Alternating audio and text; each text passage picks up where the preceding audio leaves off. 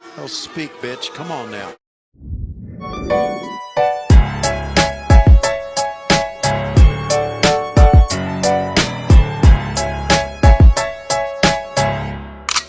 Don't fuck with me right now.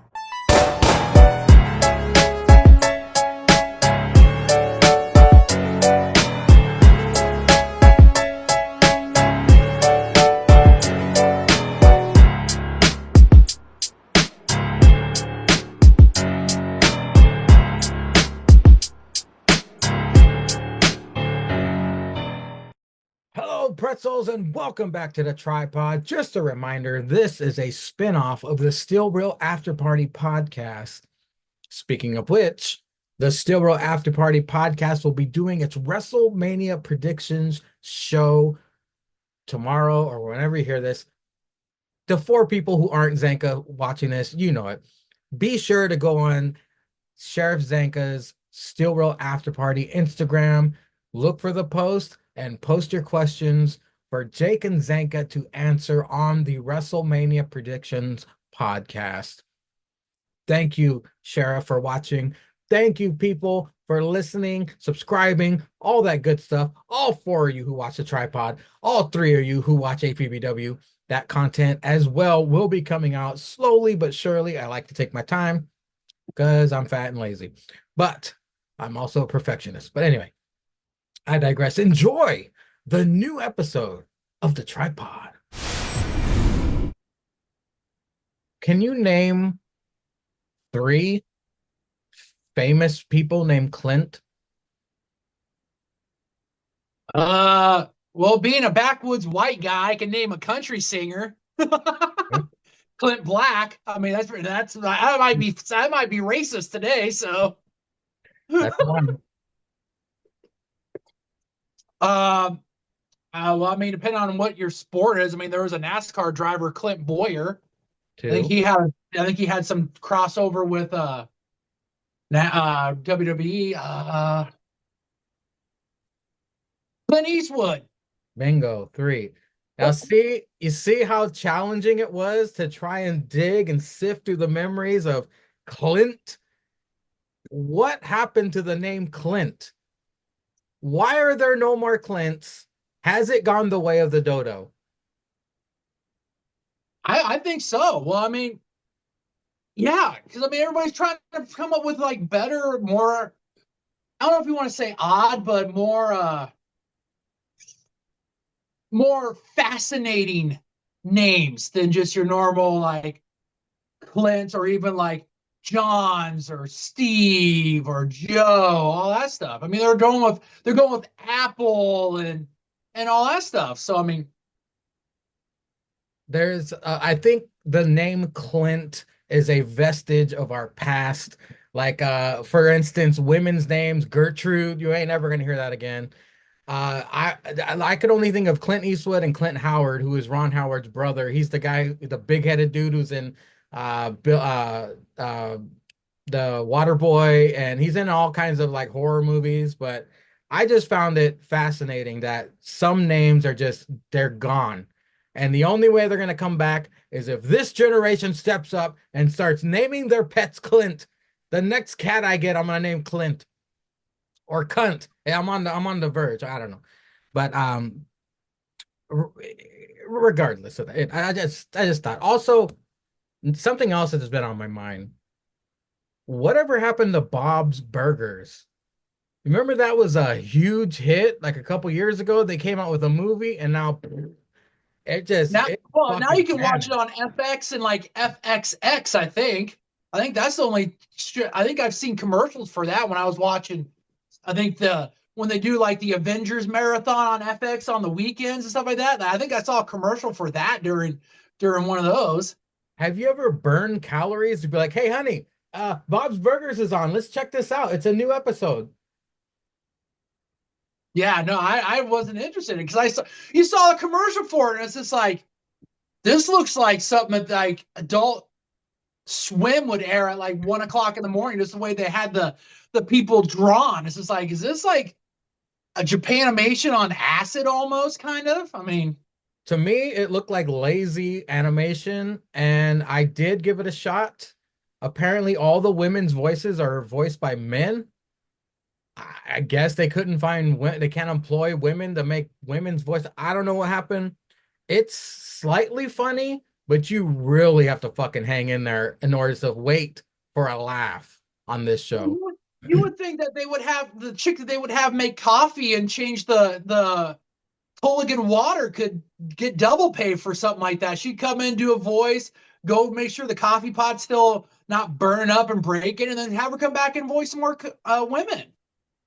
I'm glad I got here, Sticks, because I know Cesar. I don't think he's involved with anyone. Let's let the men who are in relationships vent, because nobody listens to this shit. This is for us and the sheriff. He might agree. Sticks, I gotta ask you something. Again, I love my wife to death. She's the best thing that's ever happened to me. I love her. And relationships are work, especially marriages. They're work. Again, I said first, I love her to death. She's my favorite person on planet Hey, Earth. make sure when this airs, put that little precursor thing, like the fine print on like those commercials. Make sure you put that on the bottom of this. Be like, before I express my view, once again, I love my wife. Greatest thing that ever happened to me. Great, wouldn't be here without her. Make sure you put that on the fine print before like this view comes out. There's gonna be a disclaimer before I air this episode. However, speaking as a man talking to another man, don't you just wish sometimes when you got in an argument or a disagreement with your wife, you could just fucking duke it out? Don't you just wish you could be like, you motherfucker, just throw instead of the arguing and the crying and the yelling and the hurt feelings and then the funk afterwards and then the makeup. I mean, don't you wish you could just be like, you know what, fuck you? I'm Yeah, not like Jerry Springer, it's that Blue time. Ribbon. It's definitely those would be the only time that you wish that she identified as a man. So that way you kind of were like, okay, well, I mean, technically you do. So we're lacing it up. Well, let me ask you this. There's always that running joke that I've seen as like, what would you like? They always ask, what would you do if you were in a getting ready to do a street fight and the guy just got naked? They'd be like, "Oh, I put my clothes back on." That's the point. You'd be like, all right, you get down to your underwear. I'm getting down my underwear. We're doing this the way they did back in the fucking That's back in the Neanderthal days. We're gonna Greco-Roman. do this. Leave the clubs at home. We're doing this right here, right now. Draw that circle on the sand. You want to get if I push you out or I knock you out of it, we're done. We're doing this. We're settling this. And then after I whoop your ass, you're gonna get in the kitchen and you're gonna make me a fucking sandwich. If I pin you for the count of three, this is settled. I'm gonna give you that John Cena 3-second tan, baby. Let's go. I mean, it sounds it's quicker. All right, it's quicker. Sometimes you just want to start swinging. Maybe I don't know, not over a small argument, but the big arguments. Just because I hate the process. I just hate the process. The other thing, and I don't know if this is with you, but with me, like when you get in an argument with her, with my girlfriend, wife, I mean, been together for a long time, so go ahead and classify her as my significant other. It just fucks up your whole day.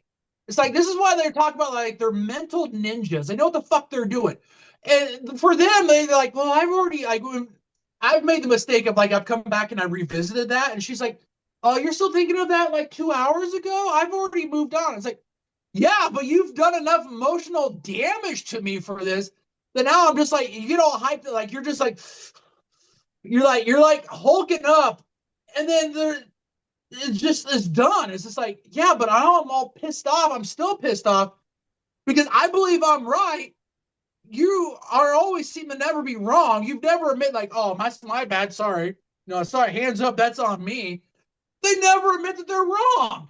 Exactly. And the worst part is if they start a fight with you before you go to work, because then you go to work with a shit attitude and you take it out on everybody. Try working with your significant other. Oh, I do that like 3 out of my 5 days. And a lot of times there's an argument at work. Now it's not anything that's just like, oh, okay, separate corners.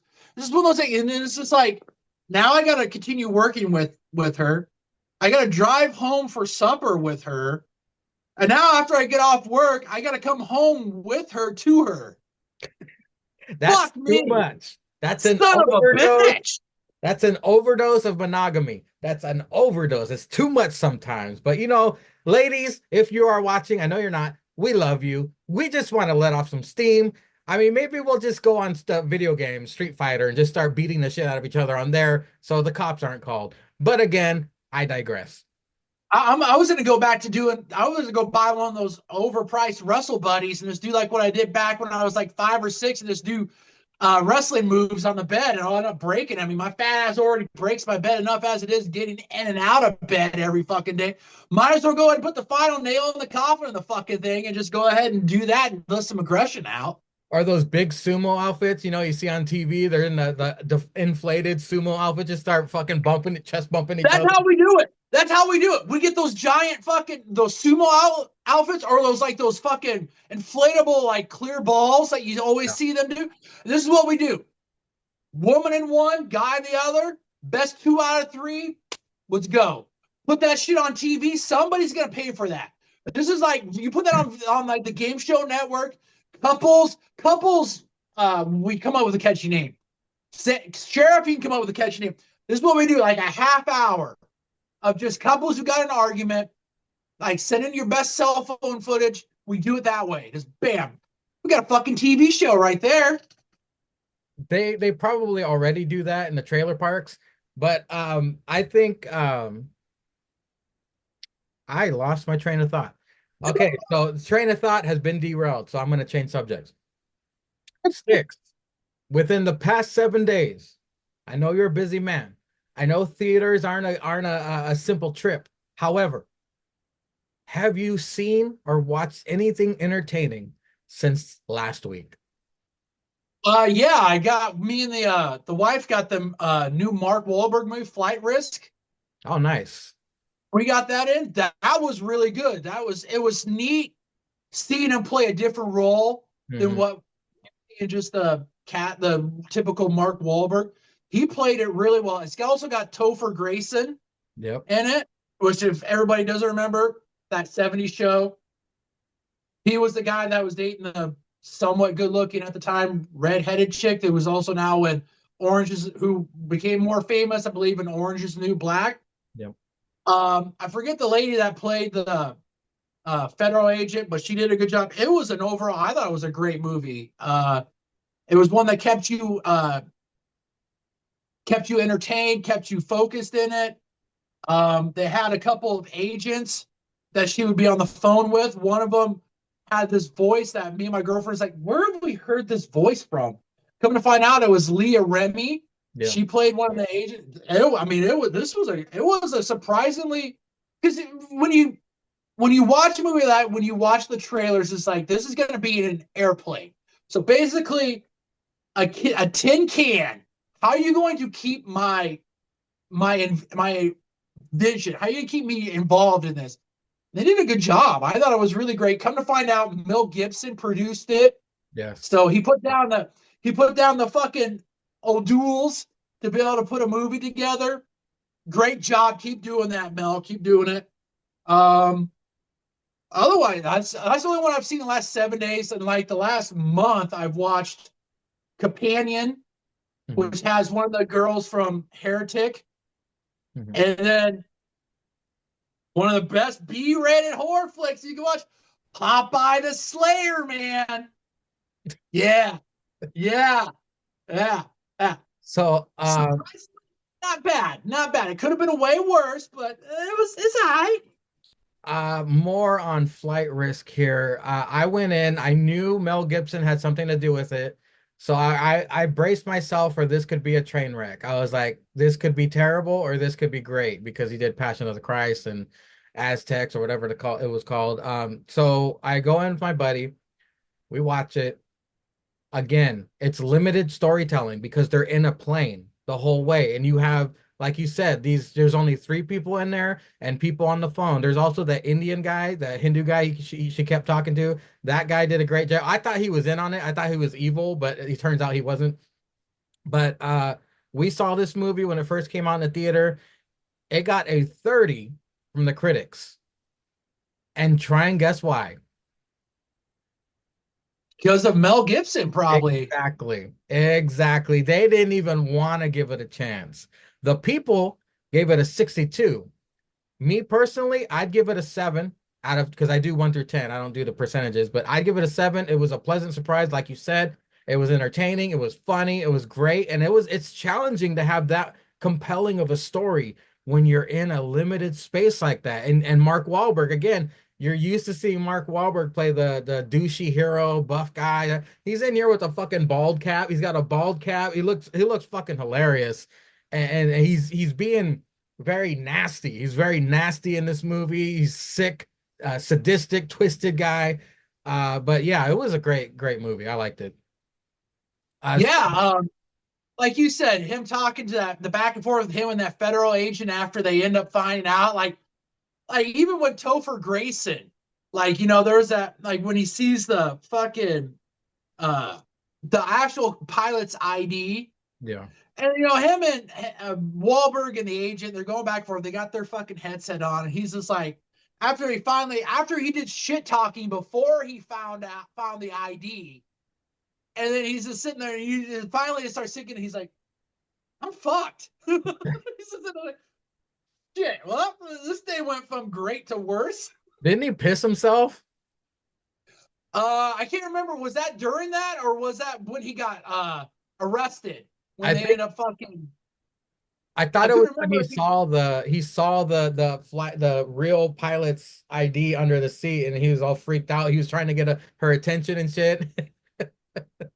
Yeah, see, yeah. Now that you said that, yeah, because then was it him or Wahlberg that said they made like a Rembrandt in their pants in the Yeah, back of the yeah, airplane? it was one of them. Yeah, that was also great too. I mean, it was surprisingly a good flick. Like when I watched the when me and my girlfriend watched it, we are like, okay, well, we're gonna go in. It's a different, like you said, it's a different role for Mark Wahlberg. Between me and her, we've watched a lot of Mark Wahlberg movies. Most of them action packed. He makes that alive. He's the hero. All that stuff, and it's like I went in was just like, okay, this alone, the role is going to be worth renting the movie. And I guess, like you said, you gave it 7. I do like out of 5. I gave it 4. I gave it about 3.5, 4 out of 5. I thought it was really great. I thought it was one of those that, like you said, you saw that the critics gave it 30. I'm just like, well, okay, you got to separate the art from the artist, like all that stuff. All these guys got to go in with different point of views. Yeah, Mel Gibson did it, but go and watch it and then give it without knowing who did it. Thinking that Oliver Stone did it, whatever. Just do whatever that. But it just shows you the mindset of critics and all that stuff. You got to go in neutral and then come out with how you liked it. And then if you want to still bash the person that made it, do whatever. But So a movie that I saw just yesterday, I saw the trailer. It looked intriguing. I was like, I'll give it a shot. It catches my interest. The movie is called Drop. And this movie stars a cast full of people I've never heard of. I don't know who any of these people are, which is sometimes good because when you go into a movie and you don't know anybody, you don't have to care about anyone. Like, oh, that person's gonna die. They die. You're like, oh, well, I don't fucking know who that person is anyway. But this movie was extremely unique. It's got an 84 from the critics and an 80 by the people. I'm on board with the people. I'd give it an 8 as well. Turns out this is a great surprise, hell of a thriller, suspenseful, and great use of texting. We've seen it in other movies where people will text and you can't really fucking see it. They make sure even blind people can fucking see the text messages in this one. They're on the walls and shit. So very great movie. Check it out when you have the chance. You will not be disappointed. Also, I saw the new season of Black Mirror just dropped. Have you watched Black Mirror? nah. Black Mirror is like a modern day Twilight Zone where it's not a consistent story. Every episode is something different. It's something different. A Now different let story. me before is this like old school Twilight Zone or like Jordan Peele Twilight Zone that Yeah, lasted like Jordan not even Peele. a full season? More Jordan Peele-ish, more modern-ish. A lot of great use of technology that's current and beyond. I highly recommend it. I kind of envy you. You haven't seen it at all. So you get to experience all. If you do watch it, there are some stinkers because there's some like I'd say there's 7 seasons. The seasons are only 6 episodes long. So I mean you can get through it and they take 2 years to make. So they put thought into them. But out of these 7 seasons, I'd say 50% of them are good, and 50% of them you're like, I could have been doing something else. But it's worth it. This season there's 6 episodes, 4 of them are good, 2 of them are stinkers. But I mean, you could really start with any season because again, it's not a consistent story, and it doesn't really there's sequel episodes, but they're extremely rare. But Black Mirror, there's a lot of people that pop up. You're like, holy shit, they got this guy. Like I could say Paul Giamatti. I don't know if you know who he is. He did an episode this season. I was like, wow, they got this guy. He's a great actor, and his episode is actually my favorite of the entire series. So if you do have Netflix, I strongly recommend the series Black Mirror. Go ahead and check it out if you like the twisted Twilight Zone, eerie, everyone's fucked vibe. This is kind of what that is. Also, I checked out Laid. Laid is a series on Peacock. Of course, I'm lured into certain shows because there's one WWE person in there. Like Nikki Bella was on the show Traders. I was like, all right, I'll give it a shot. It's the most dramatic reality show of all time. It's hilarious. I watched all of that. Well, Big E is in Laid. I was like, oh, cool. I want to see Big E's acting side. I've never seen him act before. Let's check this out. He was in it for a minute. He had no lines and he died. So, but it's a dark comedy, Laid. It's about this chick. She's an Asian actress. I don't know her from anything. But the premise is she had a curse put on her, and every person she's ever had sex with is dying in the order she slept with them in. And that's the premise of the show. It's 1 season. It's very bingeable. I think you and your lady should check it out, Six. It's just pretty fucking funny. The first 2 episodes, you got to hang in there because they're kind of not good. But after the first 2 episodes, it gets funnier and funnier and funnier and so on. I thought Caesar would have been on here by now. So you know what, Sticks? I'm going to ask you a question. We'll get to wrestling now. Wrestling. A thought passed my head when I was watching Raw today. I was like, if I could pick any star that is not in the main event scene, underutilized, underappreciated, maybe not even noticed, but they've got it. Who would you pick to be in the main event of WrestleMania next year?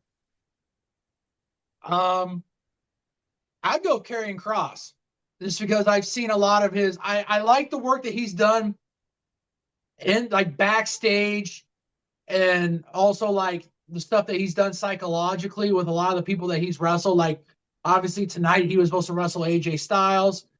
If you go back and you've watched previous things, iterations with him and like the people that he's messed with, like they've had a different trajectory. But also I've watched him outside of WWE. Mm-hmm. And I thought not only just psychologically with storylines, he does a great job, but in ring, I think that he's a very underestimated and one of those you don't really talk about. Like I thought his NXT run showed like the potential of what he was. Like a lot of people, some people might not have seen him in TNA like before, like TNA before they turned the Impact, but he had a nice little run in TNA. I think he's somebody that if they give the ball and told him, we're going to give you a runway of like 2 to 3 months, go show us. I think this guy is something that he could turn that 2 to 3 months into be like, damn, okay. Now we got to find room to be able to put him in the main event scene now. And so I think Karrion Kross, plus, I mean, he's got Scarlett. So, I mean, he's got the manager who's also a dark, twisted character that could also play into psychology too. I think both of them would be great. And I think him just alone would be somebody that'd be really great to have.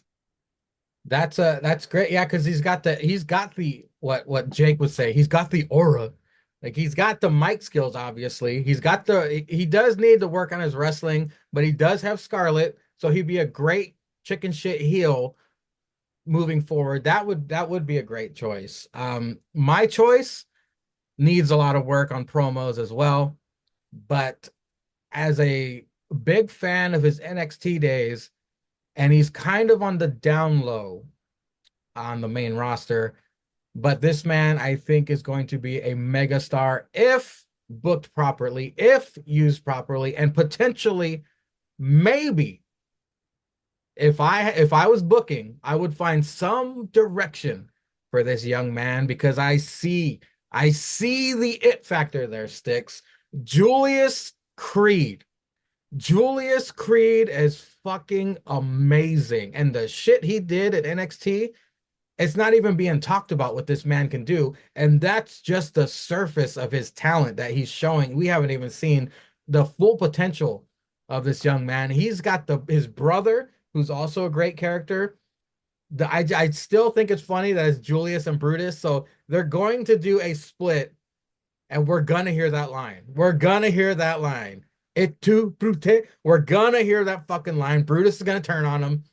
Julius, I think, is the star of that team. And I think this time next year, if not in the main event scene, hopefully a mid-card title, something. Him and Braun Breaker could probably tear the fucking house down if they give him a chance. But Cesar, are you Well, there? we talk about it. We always talk about um, wrestlers that you have like in their matches. Do they give you a moment where you're like you're trying to remember? I always think that with me, Julius always gives a moment of a match where like, oh shit, Mhm. like okay, I see the potential. I see what Triple H sees, or I see what Shawn Michaels sees. I see why they're in this match. I see that, and Julius does do that. I think in the ring, I think he's got he's got an unlimited roof. I mean, it's just the roof is high on him. Needs some work on his promos, but I mean that stuff you can do. That's easy. That's really super easy. They could do that. Like you said, I totally agree with you. I think he's somebody that can be and should be invested in because he could become one of those elite guys that started from a tag team. Because we always talk about these single stars that when you look back, you're like, oh shit, they started off in a tag team, and then they took the chains off them and put a rocket on them. They went with it. He could be one of those guys that we could talk about a year, 2 years down the road and be like, damn, I forgot that he was in a tag team with Brutus. And then, like you said, Brutus turns on him, and that was the key moment that started that singles push. Someone's getting put through a barbershop window in the future. But Cesar, I've been asking the question future. It's our opinion. There's only 3 people that listen to this. If you could choose somebody who has been underutilized, underappreciated to be in the main event of WrestleMania next year, they said, Cesar, we're going to help. We're going to have you book. Who's the next big star? Who do you see in the main event of WrestleMania 42? Sticks And like, chose Sticks chose Karrion Kross. I chose Julius Creed.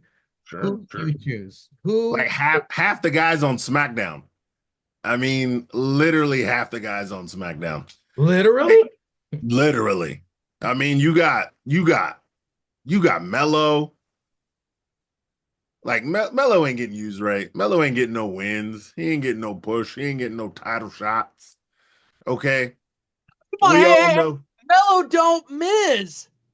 Mello misses on the white man show. That's what he fucking do. That they be missing Mello. They had to recreate that nigga in NXT, basically. Anyway, shit. Who else we got? Santos Escobar, also on SmackDown. You got Andrade, also on SmackDown. Hell, even LA Knight was cooking last year, Yeah. and he lost all that fizzle. Yeah. Uh that nigga. Jacob Fatu. Now they're not misusing Jacob Fatu. But that nigga cut a mean promo. He crazy in that goddamn ring. He need to be up there. And just because he's retarded Mr. Yeah, yeah, yeah, yeah, yeah, yeah, yeah, yeah, yeah, yeah. He need to be up there. Chimichanga? Yeah. Hell, and Big Jim. Big Jim's on SmackDown too. Big Jim be cooking. Get Well, his. let's be honest. Big Jim, the moment that Big Jim had with Gunther, that's going to be the thing that propels main event. Like that's going to be the moment. So Big Jim's going to get his flowers for being the inspiration that got main event Jay on the right track. Yeah. Him too. Uh yeah, any of those guys. Any of those guys. Because y'all took two Raw guys, so I gotta show Smack It Down some love. Any of those guys. Okay. Jacob Fox which definitely going to be in the main event of WrestleMania next year. yeah, which both of your guys definitely true. Karrion Kross, Creed. Creed Bros be good, man. So underutilized. Good shit on NXT. Superstars not getting used right. Hell, you could even say Shorty G. I was going to say that. American coffee Starbucks nigga. El Grande Starbucks, Americano. yeah. Starbucks Hulk Hogan, because he in that fucking suit with a mask on. Like we don't know who it is. That nigga too. Shit. Well, gentlemen, we are going to start out with the A show NXT. Stephanie Vaquer on commentary for Jordan Grace versus Miss Parker. Jordan getting cheeky tonight. Don't have an ass. Stephanie not setting the world on fire with her commentary, but Book was very happy to have her there. Jordan's feet got caught up on the middle rope during a suicide dive. It happens. Kind of scary though. Banger start for NXT ended in a DQ because Stephanie hit Jordan. They all started fighting. Julia returns and got caught up in the mix. Fatal four-way possible for Stand and Deliver. Of course, these are the notes I was typing in the moment. Cesar, we started off with a banger, but it had a shit finish. What did you think of Jordan versus Miss Parker? Yeah, Miss Parker starting the show. So, the goons and the gooners were there live in attendance. This is how you start a show, nigga. This is how you start a show. You got that crazy bitch Jordan Grace who's just yeeting niggas from last week. And then you got Miss Parker. Mrs. Ain't Too Proud to Show. You know what I'm saying? She pulling that clam out like we in Maine, daddy. Seafood buffet. She don't give fuck. Still wearing them skimpy outfits. Skipping her fine ass to the ring like that. You goddamn right. By the way, she was just on Ice Cube son wrestling podcast. I can't remember that nigga's name. Oh shit.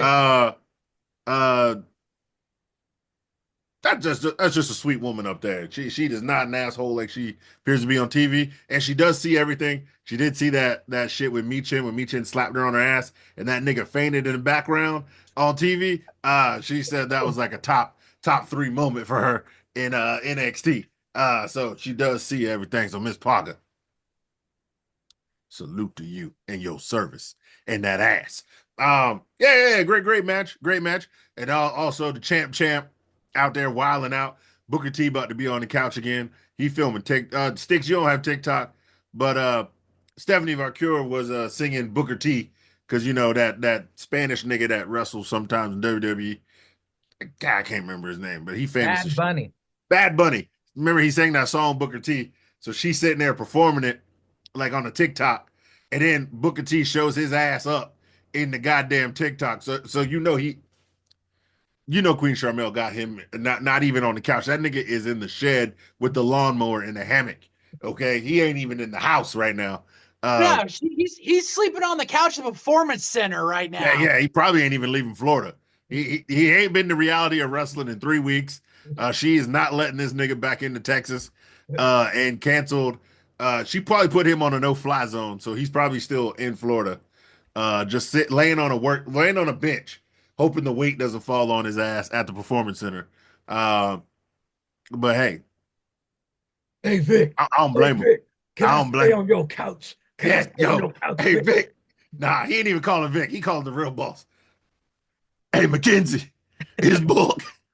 Hey, Kenzie, your husband's a snitch. But Your can I take husband is your a snitch ass bitch. Let me in the guest house, dog. Come on now. She's like, I got you, Book. We having vegan eggs in the morning. Hey, Stevie Ray, it's Book. I can't stay with them crackers, man. Holla if you hear me, bro. You know, So, Stevie Ray hasn't paid his phone bill, Caesar. Come on. no, Booker T pays it. He rich. He got like 5 revenue streams. But yeah, no, really good match. Yeah, fuck shit ending, but yeah, which was gonna we figured lead to a triple threat. Um, which which we all knew Jordan was gonna take the pin when it was a triple threat. Then Julia decides to bring her fine ass out there, and then so now it's gonna be a quad way fight. Now I don't know. Miss Parker could pin somebody else, win this title. Maybe they put it on her. I don't know if they take it off Stephanie like that after she just got the Keith Lee treatment, winning both titles. And then you got to snatch one and have a ladder match with 6 other motherfuckers. But hey, these just the rules that we go by in the X and the T. But yeah, it's gonna be a good match for Stand and Deliver. A lot of multi-man matches this year for Stand and Deliver and Mania. They trying to make sure everybody get a check. I'm not mad at that. I'm not mad at that. Make sure everybody get a check. There's just some champions who maybe need to be on some cards somewhere, but that's I digress. Well, Sticks, me personally, I'm a major fan of triple threat matches. I love triple threat matches because of how unpredictable they are. However, we kicked off NXT with Jordan Grace versus Miss Parker. What'd you think? Yeah, it was kind of almost a precursor in the beginning when they started having kind of technical difficulties with Stephanie on the headset. Like I think Book or Vic asked her a question, and I don't know if she tried talking, but it didn't go through on the TV. So it was kind of a little bit of a sign to show what was coming. Yeah, it was a banger of a match. The thing that I like, we've talked about Miss Parker when she had those other 2 guys, OTM. We talked about how she was the shining star of that show, of that group. And now when she comes out, like we've seen it for like the last 2-3 months, she comes out, the crowd's like, Miss Parker, Miss Parker. What we've been doing when you start talking about Miss Parker, the crowd's picked up on. She's becoming very popular, and ring work is starting to catch up. This woman is a star, and now we're seeing that. They put her in this match with Jordan Grace, who is an ultimate professional outside of not being able to do a suicide dive between the ropes. But that's all right. It happens. You get a foot clipped, and it stops all momentum. But it was a banger of a match to start with. Like you said, it kind of fizzled out towards the end. Then like the back and forth with them and Stephanie, like that the slap when she missed Miss Pocket and hit Jordan, there was a little bit of like a hitch in it. And then the fight back and forth, then Julia coming out.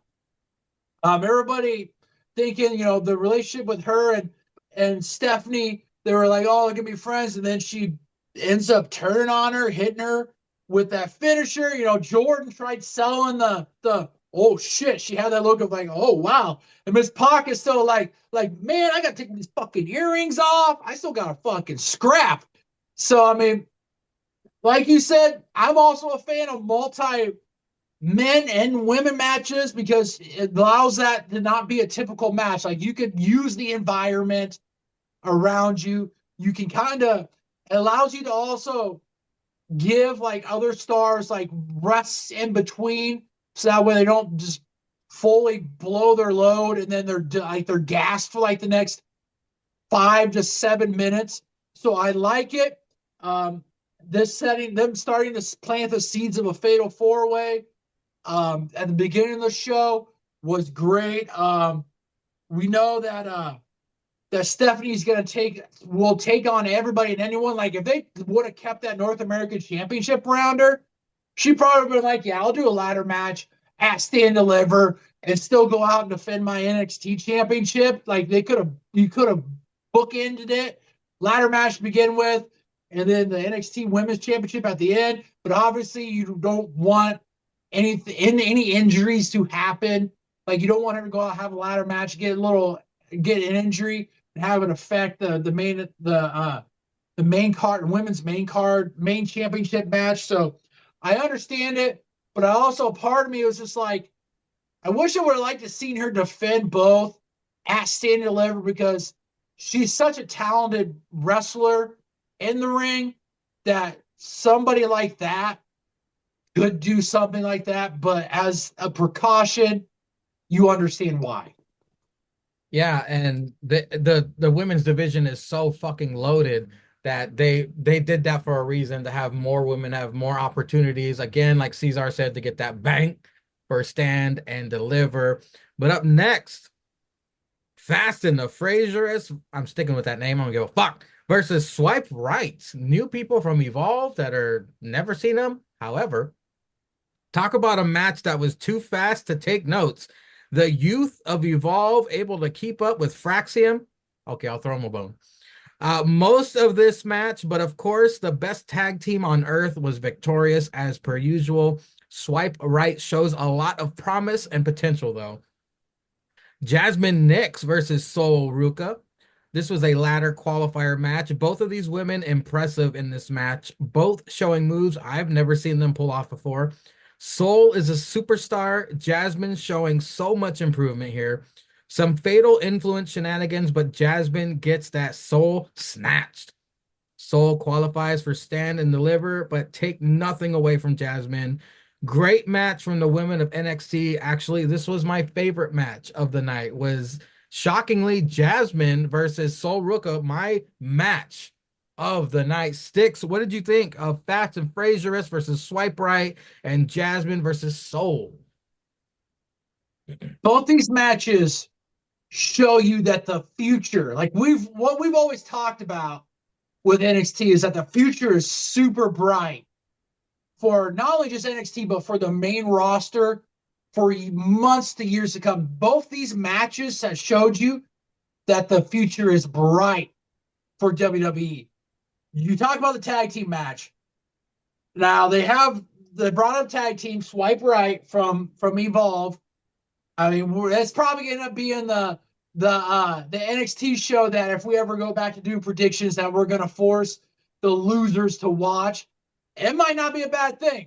No, that's serious. Like, I wouldn't be surprised if I lost and I end up watching it and I come back and I tell you guys, hey, this is something that's actually pretty damn good. Like, if TNA keeps shit in the bed, let's be real. We might have to start talking.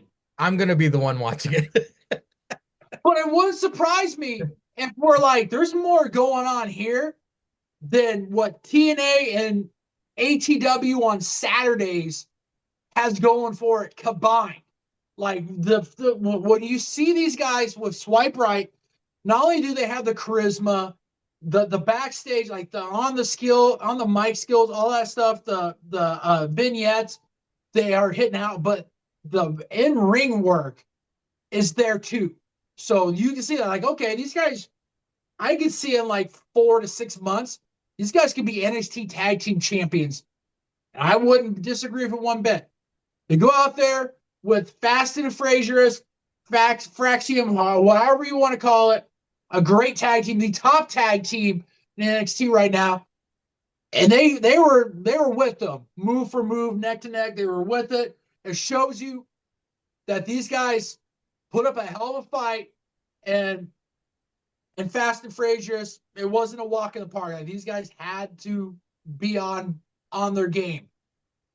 Jasmine Nix and Sol Ruka, another great match. Women's division, like you just said, what we just talked about. The women's division and NXT WWE loaded deep. Like, this is the best women's division on the face of the earth. Like, I would put this against whatever New Japan has. I'd put WWE's women's division against, I think, a Stardom, all that. These women go out there and they show up and show out when they are given the opportunities. We've talked about that with Tatum Paxley like months ago with that.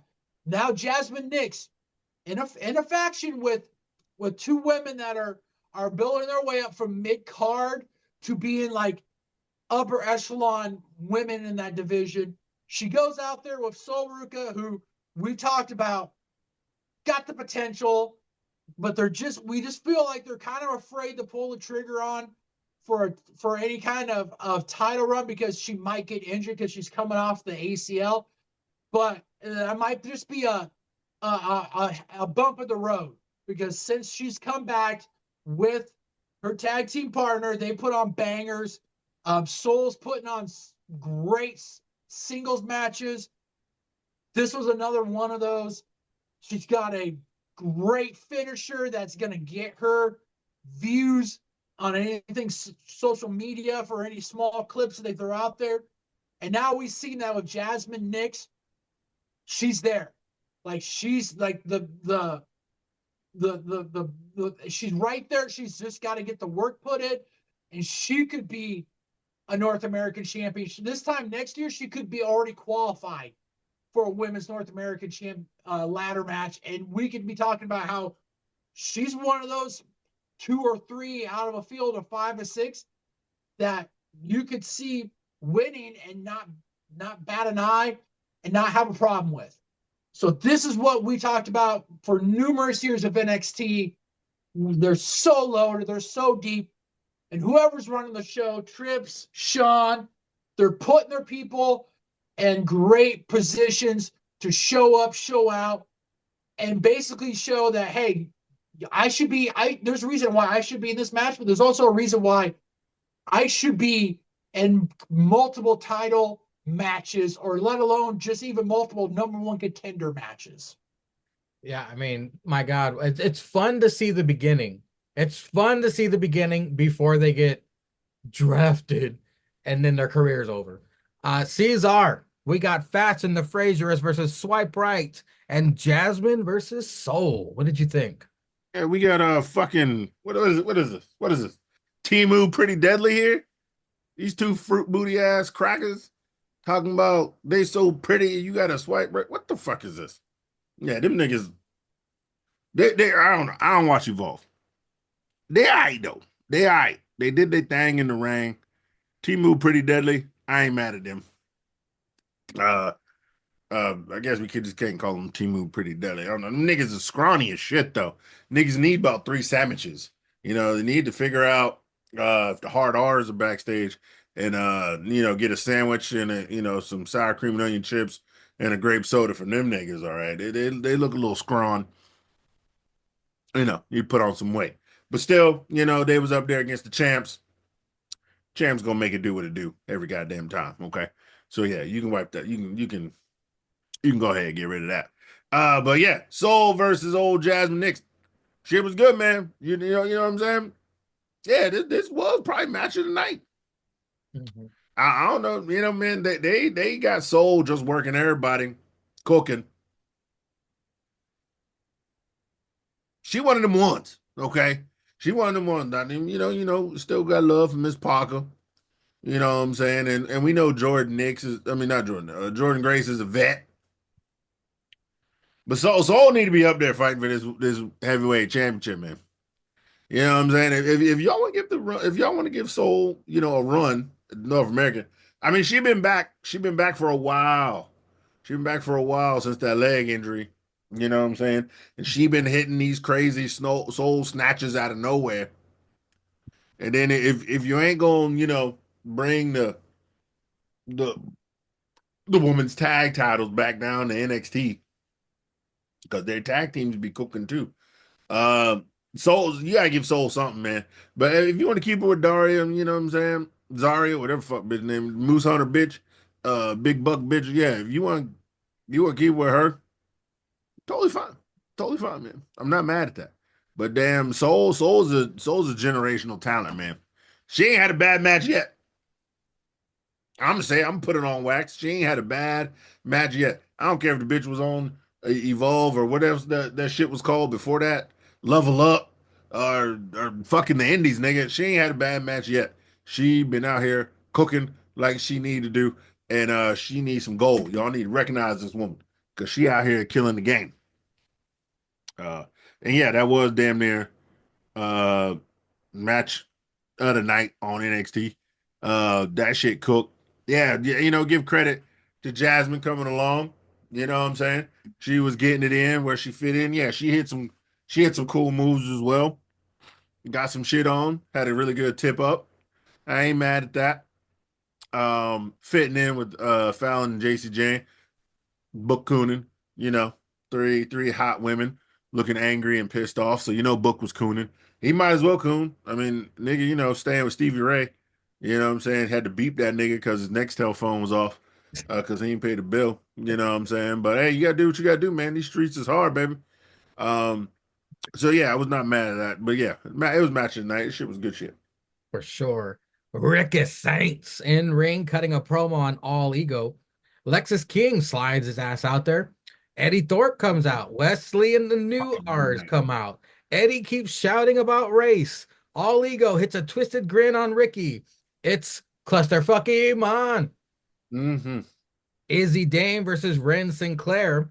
Another great match from two women we don't really see that much of. Izzy Dame's cheeks was the highlight of this match. Izzy qualifies for the stand and deliver ladder match. Sean Spears was not here for this match. It showed him watching from backstage, but there's no fucking way he was there at all. Cesar, what'd you think of the Ricky Saints promo with the clusterfuck him on and Izzy versus Ren? Yeah, man. Ricky Sang said Revolution was gonna be televised, and this nigga done came out here in 1 week, done won the title. You know what I'm saying? It ain't the heavyweight champ, but he Shadow Eagles record. You know what I'm saying? He Shadow Eagles record. He got titles. What? Second, third match. He done got a damn title. He out here with his nameplates on it, man. He out here living the dream. People is happy. It's skeeting everywhere. You know what I'm saying? Good shit. Good shit. And then yeah, old Kang, the Kang. Kang decided to slide his ass out there in the chair. You know what I'm saying? Kang just, I don't know what he was doing. Maybe he was bored. They told him, only like 5, 6 matches that stand and deliver. Kang's like, shit, I gotta get me in the match, man. They don't care about this Heritage Cup, and I ain't trying to be on pre-show. So, he out there talking his shit, edges is crispy as ever, you know what I'm saying? Full, luscious, crisp. You know what I'm saying? And he was out there, with that new crisp thing, you know what I'm saying? See, this is what y'all know, man. We don't know it. You know what I'm saying? When you go to the barbershop, see, like me and Ricky know. When you go to the barbershop, and Kang know because he got crispy Kang. When you go to the barbershop and you come out, man, your shit is crisp. They done lined up your beard, your stash, your haircut. You feel like you could fuck tens, right? You was like, man, if I just go to Target and get some eggs, I'm gonna pull like 5 bitches, right? Because there's bitches in Target. You know what I'm saying? And they ain't ready. They probably in there, in some slides, some Crocs, sweatpants, and they see a crispy nigga walk in there. You get all the confidence in the world, man. You get that fresh edge, especially if it's like, when it's your time to shine. See, they time to shine is Tuesday.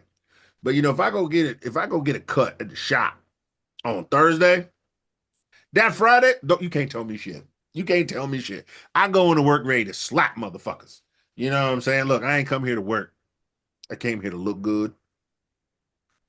Have these customers tell me I look good, and then I'm going out at that night and get some bitches. You know what I'm saying? That's how you feel. And Crispy was feeling himself because them edges was sharp.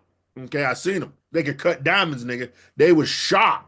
Okay, SHARP, like white people cheese at the grocery store, nigga. Okay, that shit was sharp. Okay, and so he was like, look here, bitch. The Kang got to get on stand and deliver. And you fresh with his title, and I feel like you want to defend it. And he like he said, as a champ himself, okay, the Kang trying to change his way, he trying to be fighting champ, but he's like, I would look good with a belt and this fucking cup. I'm carrying around weight. I'm gonna need 2 chairs, okay, one just for the titles, one just for me. Slide both of them shits out at the same time. You know what I'm saying? And he had to do what he had to do. Now this nigga Wesley, I don't know what West be on because West want to fight for the heavyweight title, then he want to fight for the TNA title, then he want to fight for your mama's panty draws title, and then that's a different fight because he got to fight Brother Quarter and Blokey for Jake's mama's panties title because them shits is on the line every Saturday night. Ain't got nothing to do with that. That's not even on ABBW. That's behind the scenes. You know what I'm saying? We don't talk about that. That is unsanctioned. I don't know what goes on in them matches, but Hey, them shits don't smell that title. yeah, the room stank. Okay, that's what happens after them title matches. The whole room stank. The bed stank, the sheets stank, and the room stank. You know what I'm saying? I don't even know how Jake live in that house. You know what I'm saying? He gonna be trying to sell them pops, and they're gonna smell like ass crack and stank. Okay, not my problem, not my monkey, not my circus. You know what I'm saying? But I digress. Yeah, Wes out here with these thick neck R's. Uh, these niggas just out here stealing Timbs. Uh, just more niggified versions of Dawkins, just out here living the dream. I don't know how. I don't even know how they following this short nigga. No, the short kings. Everywhere short kings. But I don't know why they following this nigga. I'm like, nigga. Every time we follow you, we get hit on. We get hit by the niggas who hate you. They jumping out and fighting us. Fuck we with you for? We can just get in fights. Fuck wrong with you? So they out here on that bullshit. And then who else was in that? Ego, right? Ego was out here snaking niggas. Yeah. Eddie This Thorpe. nigga. Oh yeah, Moon Knight. Moon Knight out here. This nigga mad. He just like Wes. You was fighting Trick, and you want to be the heavyweight champ, and you fighting Trick. Now you out here trying to fight Ricky. You mad that Ricky got a title? That he came in and got a title? No, nigga. Ricky said he wanted to fight for a title, and he won that shit. Your ass ain't winning shit. You just out here, nigga. Go in it shit. You should have been at Coachella, nigga, getting your DJ set right.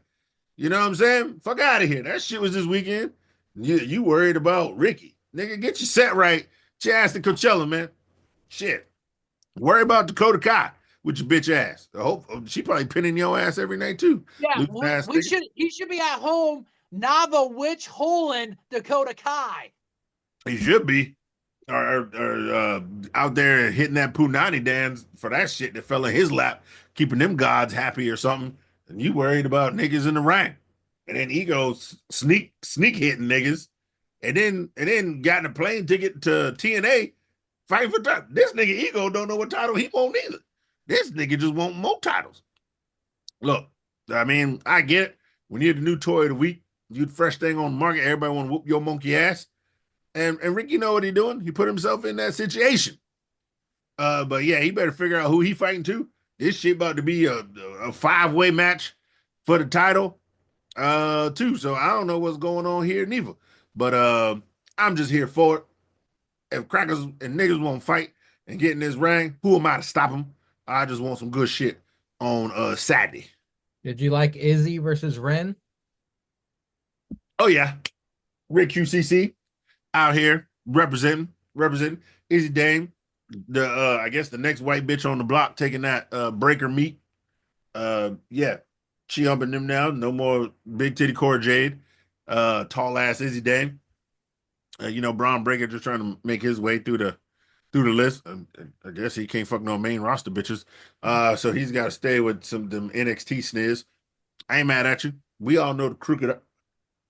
We all know the crooked eye got the good eye on for talent. You know what I'm talking about. Yeah. This was a good match though.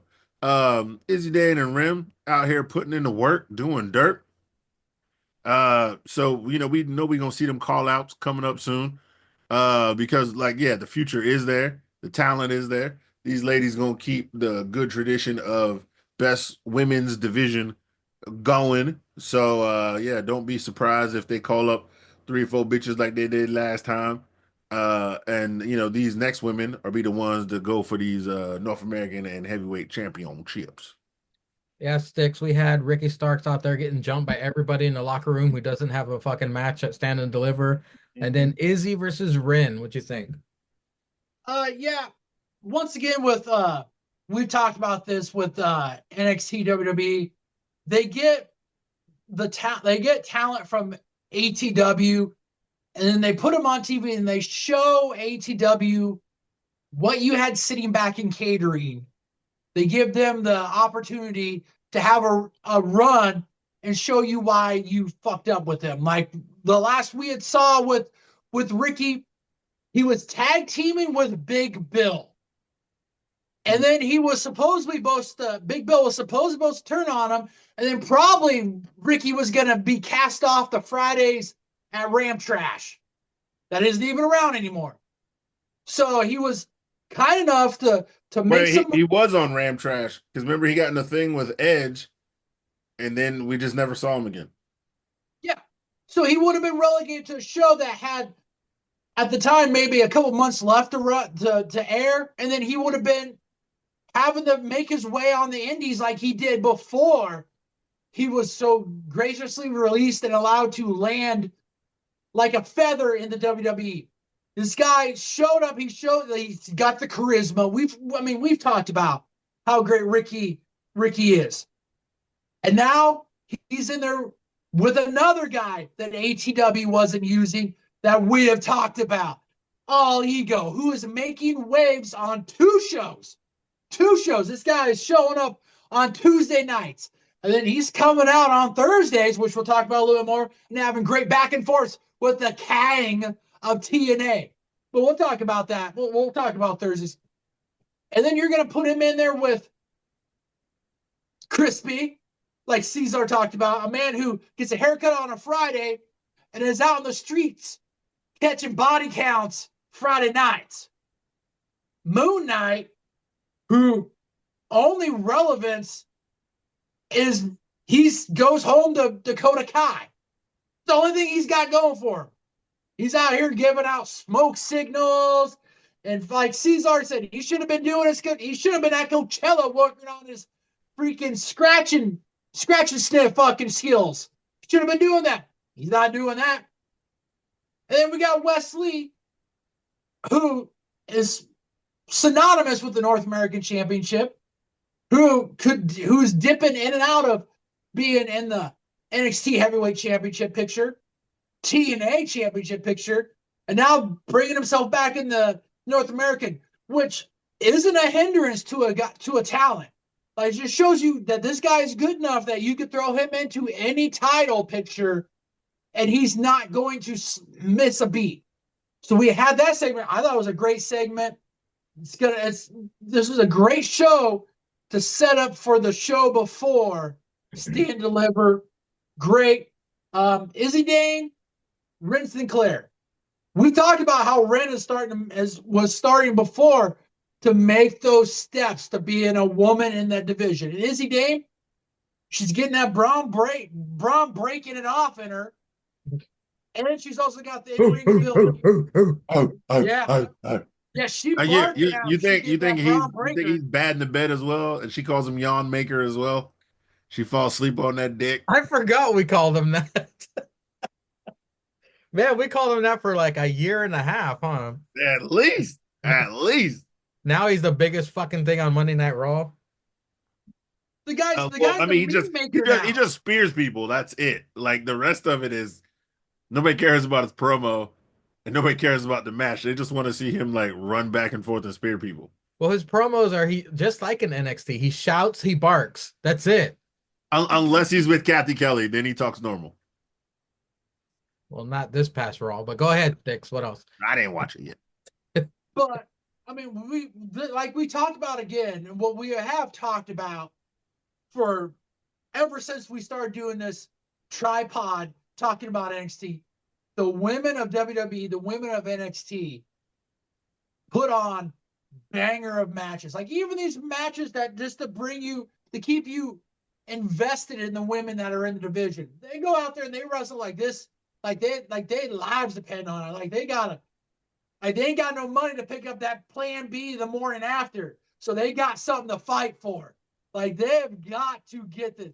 And both these women went out there and they showed up and showed out. I mean, Izzy Dame, you see the potential with her. Ren Sinclair still making improvements, still making steps to make herself at least a main card a mid card championship contender. I thought it was a great match, and I thought the segment before, I thought it was a great segment too. Well, from a great segment to, I don't know. I wasn't invested in the main event. We had the 3 contenders for the NXT Championship teaming up together. Of course, they weren't going to get along. to take on Dark State. Who?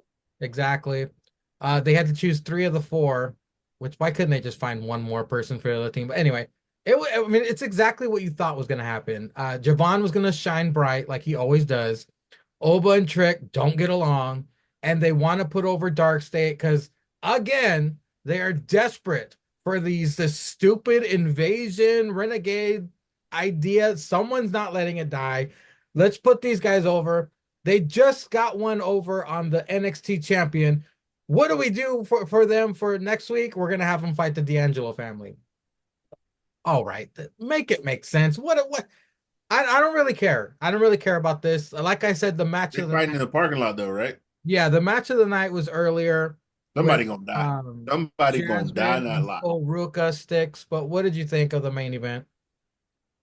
Well, like you said, the only thing I'll say about this is, well, numerous things to say about this, but one, at least with Dark State, all 4 guys, they're getting TV checks, and depending on how things shake out, they'll probably get maybe a stand delivered pay-per-view or PLE check. So I'm mad. They're gonna. I was thinking about this for the last like 2 to 3 weeks. You know, I tried racking my brain to see who could be somebody. Like, who would be somebody that could beat Oba one-on-one to become the next NXT champion? This one, you don't have to worry about it being one-on-one. Like, we're going to have a triple threat. And to tell you the truth, I wouldn't be surprised. I wouldn't be surprised if Javon ends up winning this match. Like, I wouldn't be surprised if at the end of this, Oba, Trick, Monday after Raw, or the Raw after WrestleMania, see both them there. Tuesday night, Trick comes out, or not Trick, but Javon comes out. Welcome to the bouncy era. Like, I think he's somebody that's set up. He could come out of that, become an NXT champion, and then Oba. I mean, it's hasn't been a long. I mean, it's been a decently long title run, but this guy's already tailor-made. Like, he's ready to go. Like, we've talked about the potential with Oba. Like, he's made roster ready. I wouldn't be surprised if he loses and he's gone. Dark State, I agree with you guys. It's a thrown together group of ragtag guys that weren't being used and up and comers that they might see a little bit of. Now we got them with a thrown together triple threat, 3-team guys that are in the main event. So we had that. Now at the end, the D'Angelo family. So once again, you're gonna have to figure out which 3 are gonna be facing the 3 Guidos of the D'Angelo family. But if it be in a parking lot, it's obviously going to be 4-on-3. Riz is going to have to probably do something like get a pipe, hit one of those guys in the knee to make it even. I mean, like I said, I'm not mad that you are getting these guys PLE and TV checks, but don't try forcing it down our throat every week. So what I think Dark State suffers from is we don't give a fuck about these guys. They're new guys. We don't care about them. What I would have done if I was booking, I'll try to make this short. I would have had a major star be the leader of this group. Don't reveal them yet. Do like weird vignettes. Maybe we cut to the back and someone's knocked out. Every week someone different is knocked out. Who did this? Who did this? And you see like the cameraman on the floor and you see footsteps walking away. And at the main event, or even some random weird match, I don't know, do the reveal at Stand and Deliver. These are the guys. And who's the leader? Trick Williams. Somebody give Trick Williams something to do where he doesn't, because I know Trick is going to go to SmackDown, buddy back up with Carmelo. That's how Carmelo is going to get eyes on him, is him and Trick, because that's how he was big in NXT for that. I think that's what Carmelo needs. I think that's what's going to happen. But if they would have gave Trick Williams this team, you're the leader, grow these gentlemen, make them famous. Let's do it together. You will matter again because you're the leader of this rebellious faction. like Edge did with Judgment Day, something like that. That's why they blew their load when they revealed their faces, who they were. Oh, I mean, I did appreciate the D'Angelo family doing the well, who we got here, and they did a rundown of every single person. Okay, but we don't know who the fuck these guys are.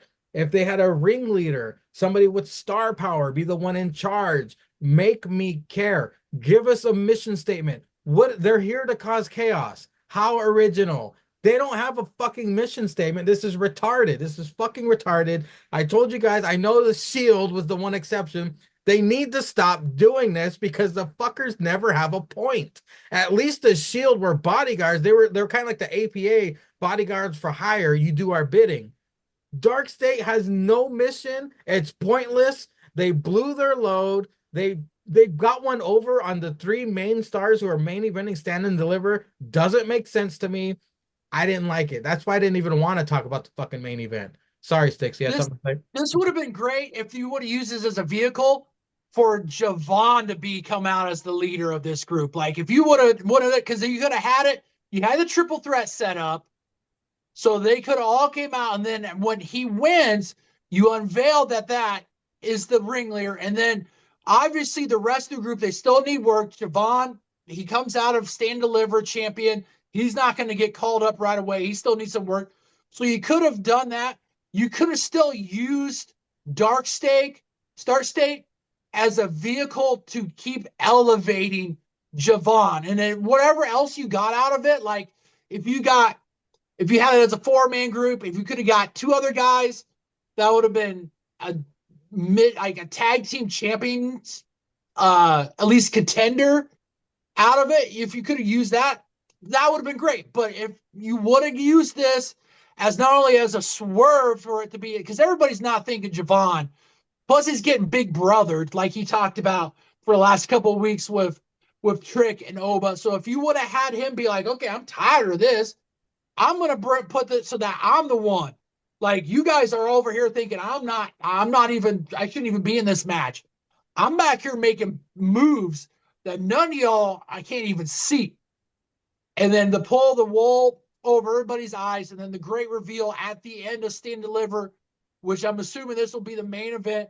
That's what if that would have been how you would have had Stand Deliver go off the air, with him being the leader and holding that NXT championship and basically saying, me and these other 3 guys, 4. we're running NXT now.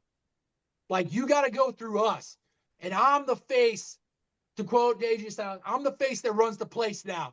Now you got to take care of it. If you think you're going to make it through me, you got to make it through 3 other guys now. So that's my opinion. There's 4 of them. That's a great idea. You just planted a seed in my brain because well, there's 3 plus him, so that would be 4. No, there's 4. There's 4 Dark State guys. Well, I'm talking if you wouldn't have had one of those guys, if you wouldn't have had Dion Lewis, like if you would have had him still be the bookworm backstage and had Javon be that guy and then the great unrevealing. Well, Cesar, what did you think about the main event? I didn't really care about it because I already aired my grievances, but what did you think? I fast forward through this shit. I don't really care. Exactly. I think the way you said it though is a bit old school style. Like like you don't see these guys till they come out. I'm fine. Yeah. I don't know if you really need a leader though, because WWE doesn't really do factions anymore, like real factions. I mean, Tony D and them are like an LWO. There's only like what 3 or 4 factions maybe within WWE again. 4 is too many for them to have a leader. It should have been like maybe 2 of these guys and the other guys be singles guys, and then you can build them up. I mean, even Judgment Day is old. We don't care about Judgment Day anymore. They need to go somewhere as well or do something different. I think it's too much if you give Javon the title and the group of guys. It would have been great if he was the leader of the faction, but then he can't win the title. You know what I mean? That's just too much. it's way too much swing because they're gonna have these guys be dominant and beat people, and then to be like led by the champ, it's kind of too much. Um, yeah, if it was like two of them, I agree with you, Sticks. There need to be less of these guys. If it was two of them and he tried to help Javon, and then it turns out he was the champ and he was just making it look like they were jumping him too, whatever, and this is a plot for him to get the title, then yeah, it would have popped better. It definitely would have popped better because yeah, like Trick, Trick's probably going to be gone. Like you're right, Sangria. He's going to be gone. He's going to go up to SmackDown. Him and Mello are going to team up, and then they're going to try to build, new niggas to take on the street niggas. So it's all nigga tag team championship fight. SmackDown after Mania. Yay! But yeah, Javon can't win if he's the leader, which I think it makes sense. He is the leader, even of all four of these niggas. He is the leader, but they got to kick somebody out. Maybe he's like, yeah, Tavon, you smart ass nigga, you ain't street, get the fuck out. Or he's like, you know what, you two whiteys, get the fuck out. What was the guy's name in the D'Angelo family? Was it Two Dimes? Yeah, Two Thrown Dimes. over the Yeah, fucking bridge. yeah. They threw that nigga off the bridge, and he went to AEW. Then he got fired like 6 months later. They could do that with this fucking Dark State. Like to pick one of them who's not the best and just be like, nah, you're gone. Go to Evolve. Well, they can't. They can't kill him because the character will still be around in WWE TV. But he can get kidnapped or something. I don't know, and If this locked up actually somewhere. happens at Stand and Deliver, I hope someone other than the sheriff is watching this to back us up. But Sheriff, I appreciate you watching. If this happens and Javon's the leader of Dark State and it happens at Stand and Deliver, this is the second time. He's not Nostradamus. He's fucking Sticks Cleo over here. We got Sticks Cleo over here. If that happens, Sticks, and you're right because you called Carmelo Hayes. You said he was gonna win the fucking breakout tournament. He won the breakout tournament and fucking he got a rocket up his ass.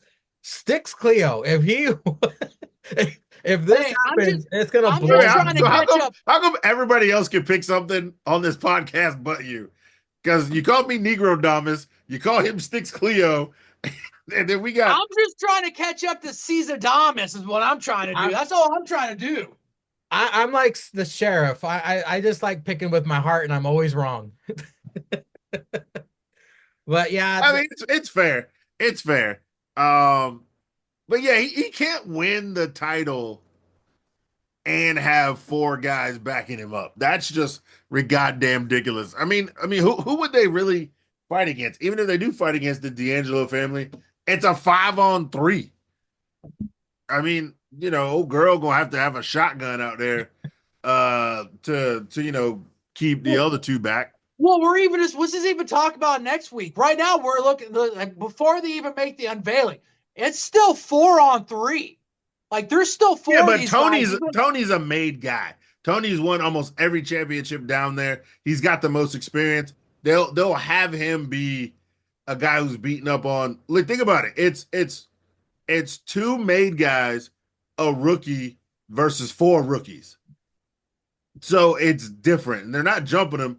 It's a street fight. Them niggas gonna have crowbars and they're gonna have that NXT parking lot, which is a wild card. It can side with anybody. Tony D has called in a favor before. Yeah. You never know what's gonna fucking happen. You never know. It is an exciting time indeed. Of course, WrestleMania season always brings out the good shit. And the not so good shit. Speaking of which, does anybody want to mention anything All Elite? The floor is yours. Yo, you didn't watch Dynamite? The floor is yours, Cesar. All right, yeah, I'm gonna tell you what happened on Dynamite, Sangria, and you gonna have to go back and watch this shit. I did watch it. I just didn't. So you didn't see the best promo that your gooning ass I know watched. You didn't see Penelope Ford look like she's 8 months pregnant with them titties out on What display. happened to Penelope Ford? She got 10 times hotter. Yeah. Jesus. Yeah. Standing next to Death by Snoo Snoo. If you've ever watched Futurama, you know what I mean. Megan Bain with them titties out. You had titty central out here. Boy, Oh, it was shit. titty on titty meat. It was Big E's favorite. It was two We big had we had we had dusted Liddy bitches. we had Liddy That Titty is fucking Central hilarious. happening on Wednesday Oh. night. You damn right it was Liddy. Oh Titty. my God, that's fucking hilarious, That was dude. about 80 pounds of titty meat having a promo. This bitch was out here in a damn near lingerie top with them damn milk cannons sitting nice, ready for some frosted flakes or some Cocoa Puffs or some Captain Crunch Bears. And then you got that goddamn redwood oak titty having bitch Megan Bain sitting there trying to get chopped down.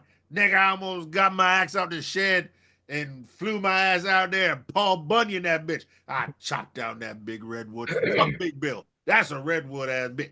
Chop, chop, Fucking nigga. Caesar was ready to take Caesar Gallagher. He was gonna take Excalibur out of the fucking woodshed right. and just start chopping. I was about to get them bitches 2 first-class tickets to England because they was about to see some BBC. You know what I'm talking about. I ain't talking about television, nigga. I was about to be out there. Dr. Umar called me 8 times. He saw me thinking about that shit. God damn it. You ain't see that shit. We talking about blacked by Caesar, baby. Damn right. So I did watch Collision. I took notes on Collision, surprisingly. I might have been 1 out of 10 people who watched it. May I reiterate a fact that the tripod specifically has been shouting from the rooftops. Timeless Tony Storm is the best promo in all Elite Wrestling. The rundown she did of the opponents in the fucking Owen Hart tournament. If you haven't seen it, Caesar, I know. I saw the clip online. talking about Mercedes getting bankrupt and having to drink her bathwater. Timeless Tony Storm is the best. They better hold on to her with both hands and never let her go. Telling Jamie Hayter, don't dress from a different era. That's not going to make you any money. She is the greatest fucking promo of all time. She was worth the suffering it takes to watch Collision. But I mean, other than that, the women shined on Collision. Sticks. I don't know if you checked it out. We had Jamie Hayter versus Billy Starks. We had Athena versus Harley Cameron. Let me just give you the notes on this one. Athena, of course, is the Ring of Honor Forever champ. And she has a spinner title belt. Yep. Versus, again, the girl with it, but she needs that, Harley Cameron. Ember Moon has a spinner belt. What the fuck? It's been years since I've watched an Athena Ember match. She has improved as well as Harley. There was some sloppiness, but it's AEW. That's what the women do. Athena hits the Eclipse or the O face for the win, but it was a pleasant match. It was a Owen Hart qualifier. Not bad. You know, I didn't feel like I wasted my life watching Collision this time. I did watch Dynamite. I just can't remember anything besides Penelope's titties. But Sticks, any all elite thoughts this week? Let's talk about this. I got another thing we got to talk about after you, Sticks. No, go ahead. On Wednesday and Saturday, like Caesar said, we had Megan Bain Wednesday and Saturday, because Saturday she did a 2-on-1. But also Wednesday and Saturday, we had Timeless Tony Storm on our TV set. Wednesday, she was doing commentary for the women's match. Right. That was great. First off, her crawling across the desk and then chucking, who was it? Excalibur? Some keys saying that he parked his car. Yeah, she said, Mr. Tasmania, I have your keys, but I left my chewing tobacco in it. And then her talking about her and Thunder Rosa were Thunder Tits, and then if her and Tony Scavone were a tag team, then it'd be called Tits. And then talking about Chris Statlander, how I think when she faced her, she was like, well, I was 3 inches taller. And then I faced Chris Statlander. I lost those 3 inches. And then I saw Mr. Scavone backstage. And then I got my 3 inches back. Yeah, she said no. She said Chris Statlander pile drived her, and she lost 3 inches in her neck, and it's all Tony Scavone, and it popped back out. That's what I mean. They know what they're doing.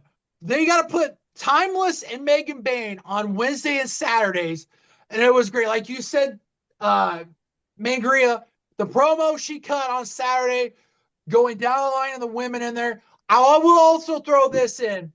The show on Saturday started off with FTR coming out, talking about being all the booze, all that stuff, and then they pointed right at Scavone and said they wanted to talk to him. And then we had Nigel looking at him and said, "Don't do it. Do not get in that ring." And what does Scavone do? I got to get in the ring. I need to express. He's a legend. Yeah. He's got to. I've got to do this. And Nigel, heel guy and all, it's basically showing his moral compass of like, don't do it. You're not going to like what's going to happen.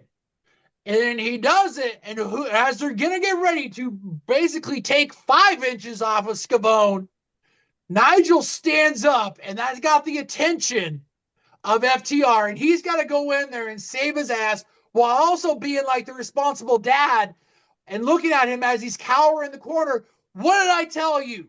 You should not have gotten this ring. And then when it looks like the FTR is going to pounce, Danny Garcia makes the save, and that sets up for further things to happen later on in the night. I thought that was another moment because as much as a heel that Nigel McGuinness was, every once in a while you do get a heel that kind of has this moment. It's like, oh, well, I mean, he's a heel, but there's just a little bit of a shred of like humanity and maybe a little bit of like you see that they actually have a heart. Like him and Scavone, they Saturdays are their night. We've talked about one of the reasons to tune in on Saturday is Nigel McGuinness. Like him and the Captain Christian Cage, like the bromance that he has for him. Having that to start off the show and then what we had going forward, I thought it was a great setting for that. Those were my highlights for ATW.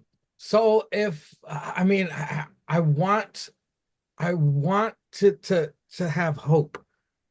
I want to have hope because this is what it needs. This is what AEW needs. That is a potential story. Could you imagine? Well, okay.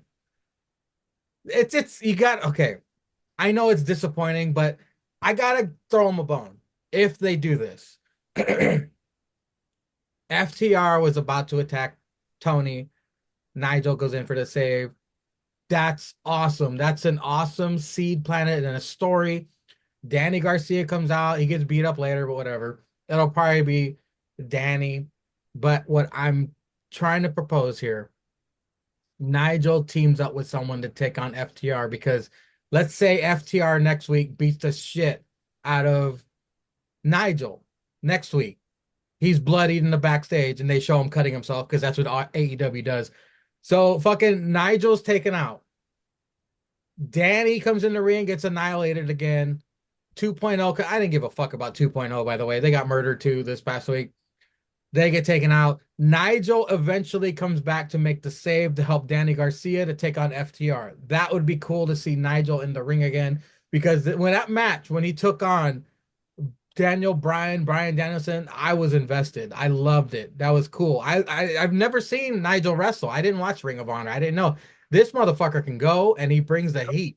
I want 30 years of hate with that man. I want to see him team with someone to take on FTR, whether it's Danny Garcia, whether it's Cole, Edge. You know what? Somebody. You just ruined it. Yeah, it's gonna be Edge. It's gonna be Edge. That's what I'm throwing. You just ruined it. You just ruined it. At least there's a story there. No, you just ruined it. There's crumbs. There's crumbs of a story. I need Danny. To learn. Danny or nothing. They're trying to learn, Cesar. They're trying. Danny or nothing. Danny or nothing.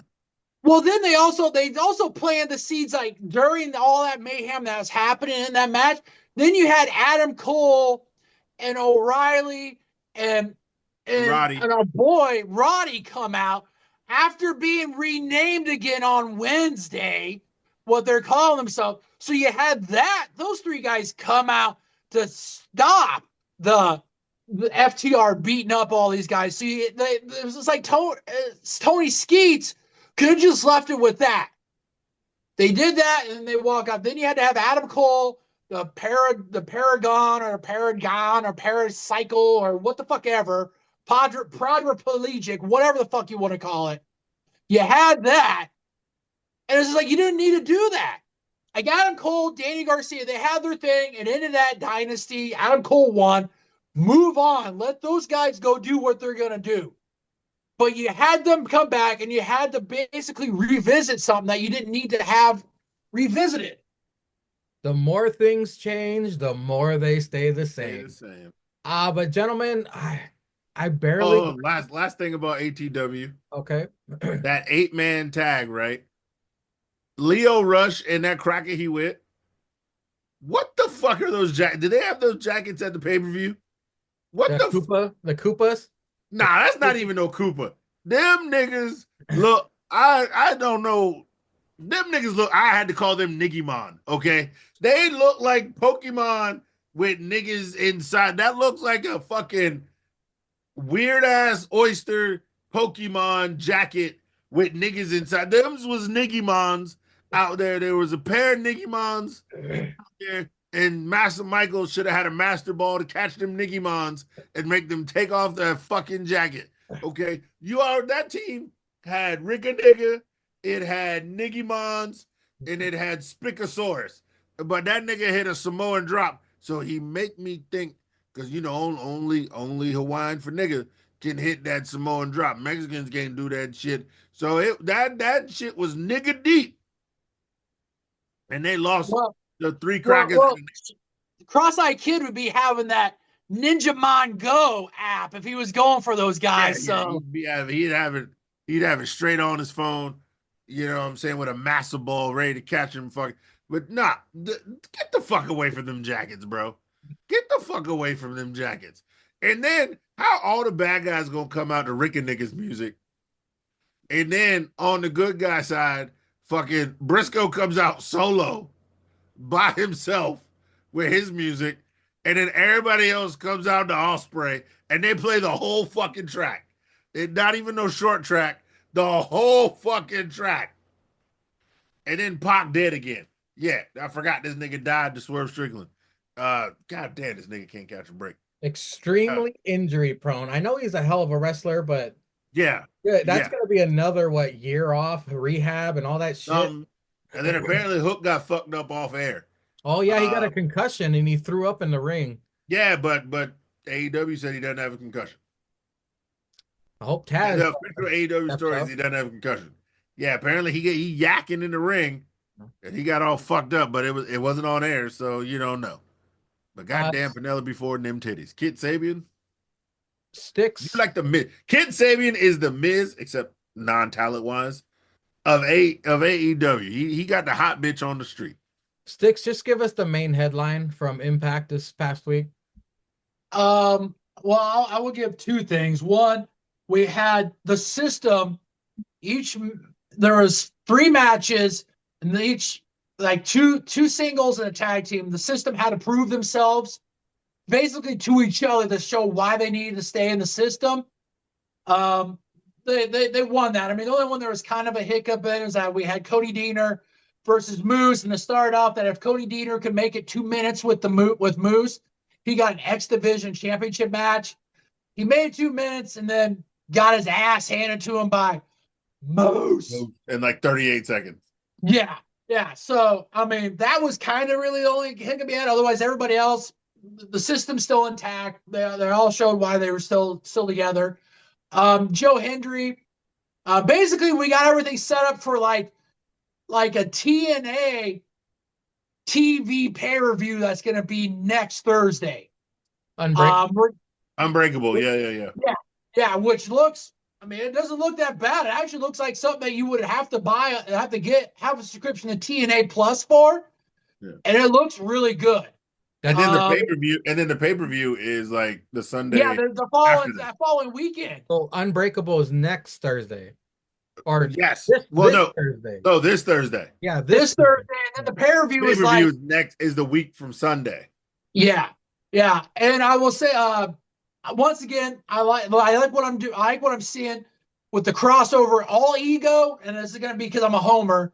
He's involved in that North American Championship, but now he's also in the TNA Heavyweight Championship picture, and the back and forth with him and the Kang of TNA for the last 2 weeks has been great. Like the Kang coming out talking about how he hates people that talk about themselves and are egotistical, and so all Eagles like, so you hate me and yourself. It was such a great the back and forth with these two. Like this was awesome. There's only a select few things like the stuff they're doing with Santana. We got a Mexican and a sand ninja having a feud. And he ends up abducting one of the Sand Ninja's henchmen. It was an aight show. I have one statement. AJ Francis stock keeps on rising. Because you know why? Because he's money. Cesar, do you have any notes for? Yeah. Who sweet Tennessee whiskey? AJ Francis. Going for that. What is it now? Intercontinental or it's the international or something like international. that. International because they wrapped the digital media. And so now it's the international. And AJ Francis, AJ Francis stock going up. He cooking, man. I don't know. I'm rooting for AJ. That match he was in with Sammy and Mance Warner. Yeah. Like you forgot, like those two already have a rivalry, and then AJ Francis is out here handing out Tennessee whiskeys. And then afterwards, when we got set up for like the match for Thursday, that barbed wire massacre with Sammy and fucking Mance. Woo-hoo-hoo! But man, we're gonna have a loaded fucking tripod next week. yeah. I think AJ Francis, I think they're gonna give him this strap. They should. He won the digital media, and then bullshit happened. But I think they realize what his stock is. And they going to make him be the first. Cesar, what's his stock? Oh, it's going up because it's money. Yeah. AJ Francis out here said, "Fuck the tariffs. I'm making." You know what? Fuck AEW next week. I don't want to talk about it. We're going to talk about Unbreakable, and we're going to talk about Stand and Deliver. That's going to be the whole fucking show. Is going to be that. Yeah, but I mean, the match was good for a triple threat. That shit was good. I like that shit. Unbreakable shaping up to be good. Ego's over there doing what he's got to do. Smiling again and shit. Santino out here wilding. Yeah, Frankie calling his shot. Joe Hendry say fuck the medics. We'll see what's going on, man. I don't know what else is going on. We'll see what's going on. But Unbreakable looks good. We all know Stand and Deliver is going to be good with night 1, night 2. I'm just hoping AJ Francis win this title. Because if he win this title, they're going to have the VIP area set up with the champagne, and it's going to be raining. Here's the thing. We're gonna talk about Breakable because there's gonna be two main shows, Stand and Deliver and then Unbreakable. And then that following week, we're gonna be talking about Rebellion, baby. So good. TNA cooking up. Best is yet to come, ladies and gentlemen. So until next time, we do what we do best here on the Tripod, and we give that big ups to Stallion Beast.